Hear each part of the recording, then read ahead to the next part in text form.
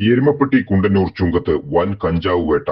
ചരക്ക് വാഹനത്തിൽ കടത്തുകയായിരുന്ന ലക്ഷങ്ങൾ വിലമതിക്കുന്ന 80 കിലോയോളം കഞ്ചാവ് വടക്കാഞ്ചേരി പോലീസ് നടത്തിയ വാഹന പരിശോധനയിൽ പിടികൂടി.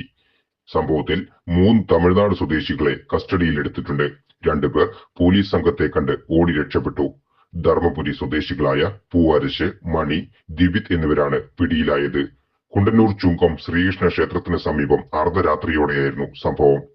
രഹസ്യ വിവരത്തിന്റെ അടിസ്ഥാനത്തിൽ പോലീസ് നടത്തിയ പരിശോധനയിലാണ് ലക്ഷങ്ങൾ വിലമതിക്കുന്ന കഞ്ചാവ് പിടികൂടാനായത്.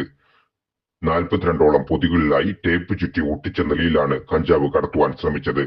ഒഡീഷയിൽ നിന്നുമാണ് കഞ്ചാവ് എത്തിച്ചതെന്നാണ് സൂചന. ബൈക്കുകളിൽ തമിഴ്നാട്ടിൽ എത്തിച്ച കഞ്ചാവ് അവിടെ നിന്നും ചരക്ക് വാഹനങ്ങളിൽ കേരളത്തിലേക്ക് എത്തിക്കുകയാണ് ചെയ്യുന്നത്. ATM കവർച്ചാ മാതൃകയിൽ കഞ്ചാവ് കടത്തിന് പിന്നിലും വൻ റാക്കറ്റ് ഉണ്ടെന്നാണ് പോലീസ് സംശയിക്കുന്നത്. ജില്ലാ പോലീസ് മേധാവി Ilango RIPS, Kunnamkulam ACP CR Santhosh, Vadakkanchery police station house officer Rijan M Thomas എന്നിവരുടെ നിർദ്ദേശാനുസരണം SI മാരായ TC അനുരാജ്, PV പ്രദീപ് എന്നിവരുടെ മേൽനോട്ടത്തിലായിരുന്നു പരിശോധന.